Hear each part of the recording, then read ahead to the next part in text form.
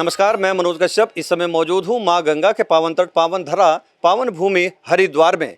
और इस समय ब्लेस टीवी के साथ में मौजूद हैं हम श्री राधा सर्वेश्वर सेवा संस्थान में संस्थापक श्रीमद जगत गुरु श्री राधा मोहन शरण देवाचार्य जी महाराज के साथ। आइएगा आज इनसे जानते हैं कि हिंदू धर्म में कुंभ का क्या संबंध है। भारतीय संस्कृति में 4 प्रमुख स्थानों पर कुंभ का आयोजन होता है। हरिद्वार, प्रयागराज, नासिक और उज्जैन। समुद्र मंथन के समय देवताओं ने और दैत्यों ने मिलकर समुद्र का मंथन किया, उसमें से अमृत की प्राप्ति हुई। धन्वंतरी जी अमृत का कलश लेकर के प्रकट हुए। दैत्य सबल थे, दैत्यों ने उस अमृत कुंभ को देवताओं के हाथ से छीन लिया। फिर किसी प्रकार देवताओं ने उसे हस्तगत किया। देवता उस अमृत कुंभ को छिपाने के लिए यत्र तत्र भ्रमण करते रहे और दैत्य उनका पीछा करते रहे। इसमें मुख्य रूप से भूमिका निभाया इंद्र के पुत्र जयंत ने। अमृत कलश को लेकर जब भागे तो मुख्य 4 स्थानों पर इसकी सुरक्षा के लिए अमृत घट को रखा गया। तीर्थराज प्रयाग में जब मकर राशि पर सूर्य होता है,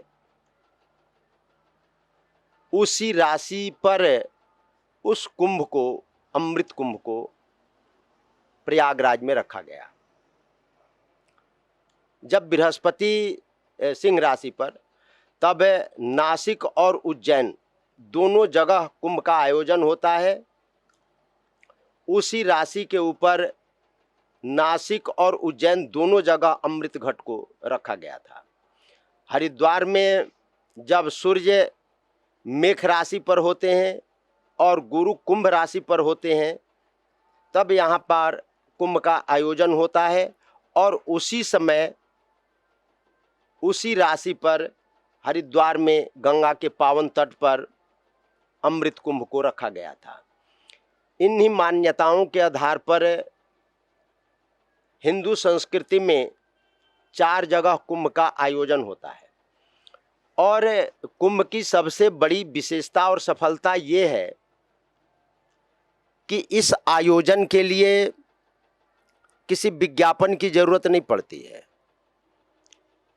वर्षों पूर्व में केवल ये घोषित कर दिया जाता है कि अमुक मास में अमुक अवसर पर यहाँ कुंभ का आयोजन होगा और संपूर्ण हिंदू धर्मावलंबी पुण्य अर्जन करने के लिए उन पावन स्थलों पर अपने आप ही पहुंच जाते हैं। इस वर्ष का जो कुंभ है, मान्यताओं के अनुसार, गणित गणना के अनुसार 12 वर्ष पर एक जगह कुंभ का आयोजन होता है। 2010 में हरिद्वार में कुंभ का आयोजन हुआ था। इस हिसाब से 2022 में यहाँ पर कुंभ का आयोजन होना चाहिए था, लेकिन ये 1 वर्ष पूर्व ही आ गया। इसका कारण ये है कि इस वर्ष सूर्य मेष राशि में और गुरु कुंभ राशि में 2021 में ही आ गए। इसी के कारण इस वर्ष 84 वर्ष के बाद ये कुंभ हरिद्वार में 1 वर्ष पूर्व ही आयोजित हुआ।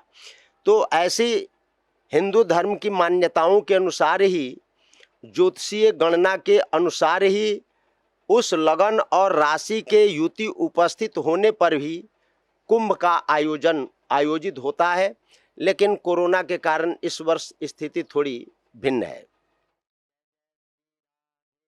महाराज जी, एक सवाल आपसे और जानना चाहेंगे कि महाकुंभ के अंदर जो शाही स्नान होता है अखाड़ों का, तो ये शाही स्नान का जो महत्व है वो क्या है और ये शाही स्नान है क्या? ये भारतीय परंपरा में एक उपासना पद्धति वैष्णवों की है और एक उपासना पद्धति सन्यासियों की है। तो हमारे जो पूर्वाचार्य थे, बहुत पहले सन्यासी भी स्नान करने के लिए जाते थे और बैरागी भी स्नान करने के लिए जाते थे, और सब उसी घड़ी में स्नान करने के लिए जाते थे, जिसके कारण कभी कभी टकराव की स्थिति उत्पन्न हो जाती थी। वर्षों से यह परंपरा चली आ रही है। तो पूर्व में जो शैव पक्ष था वो प्रबल था, और जो बैरागी थे, वैष्णव थे, ये थोड़े कमजोर थे, इसलिए ये हारते जाते थे। तो इन लोगों ने भी अन्य अखाड़ों की स्थापना की, यानी जैसे देश में सेनाएं होती हैं, उसी प्रकार वैष्णव परंपरा में और सन्यासी परंपरा में भी अखाड़ों की स्थापना हुई। और उन अखाड़ों में जो तरुण रहते थे, जुआ रहते थे, बलशाली रहते थे, उनको इन अखाड़ों में नागा के रूप में, अतिथि के रूप में नियुक्त किया गया। ये वहाँ कुश्ती लड़ते थे, तलवार आदि चलाना सिखाते थे। इस प्रकार ये परंपरा चली। फिर धीरे धीरे ये परंपरा चलते चलते शाही स्नान की परंपरा ये वर्षों पुराने समय से चली आ रही है। शाही स्नान का मतलब होता है कि जैसे कोई पुण्य पर्व पड़ा, जैसे सोमती अमावस्या पड़ी, तो सोमती अमावस्या, सोमवार के दिन यदि अमावस्या तिथि आती है तो उसको सोमती अमावस्या बोलते हैं, और वो संपूर्ण पुण्य का योग उपस्थित लेकर के आता है। तो पुण्य पर्व पर शाही स्नान की परंपरा पड़ी कि इन दिन हम लोग शाही स्नान, जैसे राजा रजवाड़े अपने शाही यात्रा निकालते हैं, उसी प्रकार जो संत हैं, संत से महंत बने, महंत से श्री महंत बने, श्री महंत से महामंडलेश्वर बने, द्वाराचार्य बने, जगत गुरु बने, तो वो भी उन राजाओं के परंपरा के अनुसार ही छत्र चंवर लेकर के अपने अनुयायियों के साथ जहाँ पर अमृत घट रखा गया था उस स्थान पर स्नान करने के लिए जाते हैं, और उसी पुण्य योग में जाते हैं ताकि वो पुण्य का अर्जन हो सके। इसलिए शाही स्नान की विशेषता है, प्रत्येक पुण्य पर्वों पर सब के सब संत महंत अपने अनुयायियों के साथ, छत्र चंवर के साथ, राजाओं के साथ, राजाओं के समान शाही स्नान के लिए, इसको शाही यात्रा भी बोलते हैं। जैसे राजा शाही शब्द है, वैसे ही संतों में भी यह स्नान भी शाही स्नान कहा गया। उसी प्रकार स्नान करने के लिए, पुण्य अर्जन करने के लिए जाते हैं। वेद शास्त्र और ग्रंथों के अंदर जो है हिंदू धर्म में क्या उसका महत्व है इन वेद शास्त्रों का? देखिए, हिंदू जो धर्मशास्त्र है, तो हिंदू धर्मशास्त्र में कोई पार्टिकुलर रूप से हिंदू शब्द का प्रयोग नहीं किया गया है। सौ का ह होता है और ध का द होता है। तो जो सिंधु है, जो सिंधु के किनारे रहने वाले सज्जन थे, महापुरुष थे, वही हिंदू के नाम से जाने गए, और उसी सभ्यता के अनुयायियों को फिर हिंदू कहा गया।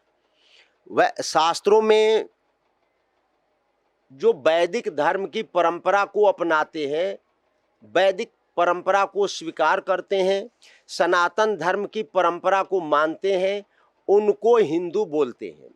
अब पूजा पद्धति के हिसाब से हिंदुओं में शैव भी है, शाक्त भी है, सौर भी है, वैष्णव भी है, नाथपंथी भी है, आर्य समाजी भी है, आदि आदि सब मिलकर के ये हिंदू धर्म के पूजा पद्धति के अनुसार अपना जीवन चलाते हैं, उसी के अनुसार जीते हैं।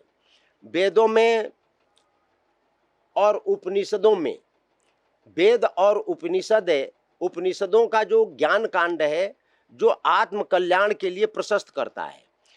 हिंदू धर्म या सनातन धर्म पुनर्जन्म को स्वीकार करता है, और जो पुनर्जन्म को स्वीकार करता है वही अपने आत्म कल्याण के लिए, आत्मोत्थान के लिए, मोक्ष प्राप्ति करने के लिए चेष्टा करता है। तो वेदों में, उपनिषदों में मोक्ष प्राप्ति के लिए जो मार्ग प्रशस्त किया गया है, उसी परंपरा को जो स्वीकार करते हैं, उस परंपरा के अनुसार अपना जो जीवन यापन करते हैं, चलते हैं, वही हिंदू कहलाते हैं। प्रायः ऐसी मान्यता है कि वही हिंदू हैं जो अपने कल्याण के लिए पुनर्जन्म को मानते हुए प्रयास करते हैं, चेष्टा करते हैं और आत्म कल्याण प्राप्ति के लिए धर्म के अंग को स्वीकार करते हैं, पौराणिक मान्यताओं को, वैदिक मान्यताओं को स्वीकार करते हैं और अपने आत्म कल्याण के लिए जो जो विधाएं हमारे पुराणों में वर्णित हैं, शास्त्रों में वर्णित हैं, वेदों में वर्णित हैं, उपनिषदों में वर्णित हैं, उनको आत्मसात करते हैं और उस परंपरा के अनुसार जीना चाहते हैं, जीने की चेष्टा करते हैं। महाराज जी, हिंदू धर्म में श्रीमद् भागवत गीता जो कि पूजनीय है, तो किस तरह का संदेश एक श्रीमद् भागवत गीता देती है?